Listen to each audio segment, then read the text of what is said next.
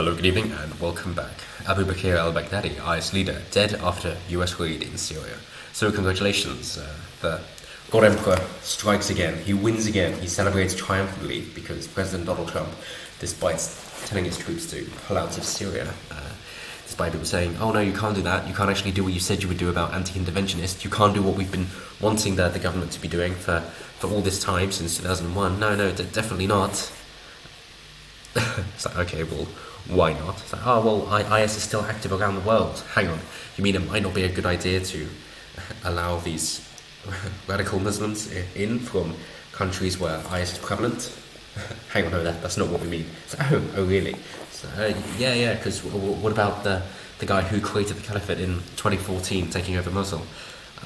You got to at least get rid of him before you can put out. Okay, cool, done. We're leaving. Good man.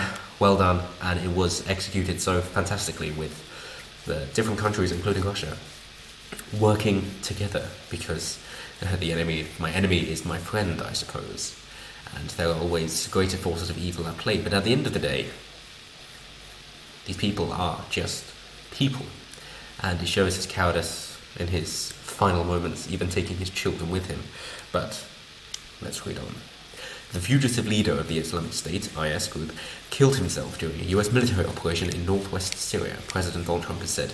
Speaking from the White House, Mr. Trump said Abu Bakr al-Baghdadi detonated his suicide vest after fleeing into a tunnel chased by US military dogs. Yes, it was the dogs that got to him. To all the destruction he's caused, all the sadness, demise that he's responsible for, it's the dogs that took him out. How brilliant.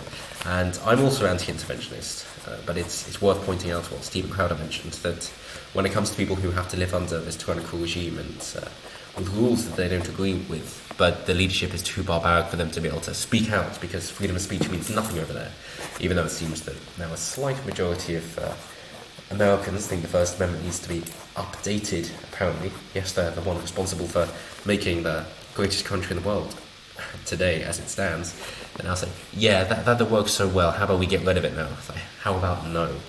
But nonetheless, these people, who is it that they hope is going to free them? They know they can't do it themselves. They're not looking for the Germans, the Russians, the French, maybe even not the British, but they are looking for the red, white and blue stars and stripes of the American flag. They are hoping that the US military will come bounding over that hill to save them, and in this instance, that's exactly what America did, so bravo. And it helps to know anything about Jocko Willink, I suppose. I go to him in particular due to his vast catalogue of podcasts, as well as, of course, his books, which helps to put you in the boots of a US SEAL in order to understand the kind of situation these brave men are going through when in a situation like this. Jocko speaks about the Battle of Ramadi, but nonetheless there are definite similarities to be drawn. They say Baghdadi came to prominence in 2014 when he announced the creation of the caliphate in the areas of Iraq and Syria, yes, after overrunning Mosul. IS carried out multiple atrocities that resulted in thousands of deaths across the world, yes, of course, and they say the jihadist group imposed a brutal rule in the areas under its control and was behind many attacks around the world. Yes, it was, being in Manchester. Yes, it was. So you're actually holding Islam accountable then? Are you?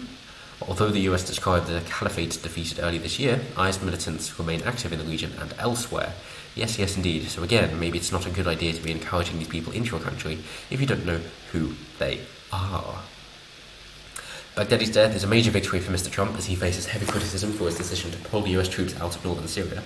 It's only because he's doing it. The old saying goes, yes, if Donald Trump said it was good to breathe oxygen or good to have oxygen, then the Democrats and the BBC would just start holding their breath. So hey, Donald Trump, say oxygen's good for you, I dare you. And fight an impeachment inquiry launched by Democrats. Yes, yet again a nothing burger, just like Russia, which we knew at the time from Project Veritas.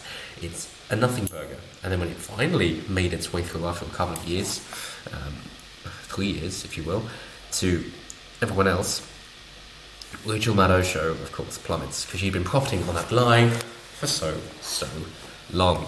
But of course you've got to bring this up, and then you might say, oh, well, it's not about Russia, it's about Ukraine. So, oh, well, again, this is just 4D chess, really, isn't it? Because if you're going into Russia, then you expose Hillary Clinton, although she seems to be doing a good enough job by that by herself. Tulsi Gabbard is definitely helping out there, so well done to her. But then, what about Ukraine? So, well, again, this is just exposing Biden more, isn't it? So, 4D Trump. So, let's read on to the incident in question.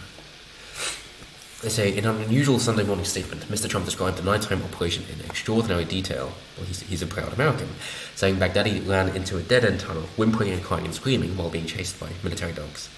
He killed himself and 3 of his children by igniting his suicide vest, causing the tunnel to collapse. And no US personnel were killed. None at all.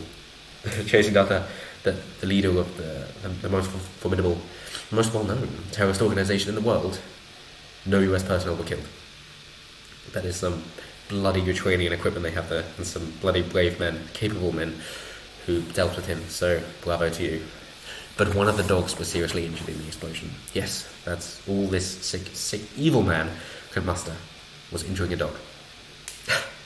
And he cost his own life and his 3 children for that. Wow. But I suppose then again it shows that if you really follow the Quran like that, you can't really be all that intelligent, can you? He says, the thug who tried so hard to intimidate others spent his last moments in utter fear, in total panic and dread, terrified of the American forces bearing down on him. So what is known? They say he's been under surveillance for a couple of weeks and 2 or 3 raids have been cancelled because of his movements, describing the IS leader's move to Idlib as part of a plan to rebuild the group. Yeah, no one Trump's there, no one in the US is watching you. Oh, hell no. An undisclosed number of forces targeted the compound using 8 helicopters, which were met with gunfire, as if that's going to stop them. The commandos managed to land safely, despite the gunfire, and enter the building by blowing holes in the wall, avoiding the main door, which was believed to be booby-trapped. Yes, don't look a gift horse in the mouth, and there's always a way. Always a way. He was a sick and depraved man, Mr. Trump said. He died like a dog. He died like a coward. But there were people working together. This is where the compound was, just by Aleppo. So there it is. That is where Aleppo is. That is what Aleppo is. They say the Kurdish-led Syrian Democratic Forces, SDF, one of the main US allies in northern Syria until Mr. Trump withdrew US troops from the area this month, said they had shared details about the location of high-level IS members, including Baghdadi. Iraqi officials also said they had provided accurate information. Mr. Trump praised them all, as well as Russia, which opened up the airspace it controls for the operation, Turkey and Syria for giving certain support to the operation. He said Russia had not been told about the nature of the US mission. So, jolly well done to all involved, and hey, we can still work together. We don't care about their analysis, because why would we? So who was he? Born in 71, rose to prominence in 2010 when he emerged as the leader of an umbrella group that included Al-Qaeda in Iraq, and rose to prominence when IS militants captured the Iraqi city of Mosul in 2014 when he declared the creation of a caliphate. And yes, ISIS or IS were, the Al-Qaeda distanced themselves from the Islamic State because even they thought IS too brutal. Now this man's out. They say that they offered a reward and it increased. Jolly well done. But yes, similarly, of course, props to Barack Obama, despite being the first US president to be at war through both his terms, continuously, from the very start to the very end, and using so many drone strikes and killing so many civilians in the process. He was able to take out Saddam Hussein. So, well done. But yes, props to Trump as well, of course, and most importantly, props to the US Army and the personnel who carried out the attack or were behind the planning of it.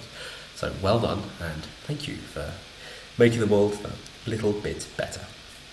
But as always, let me know what you guys think down below. Am I wrong? But I hope this is good news to get you to start your week whenever you may watch this.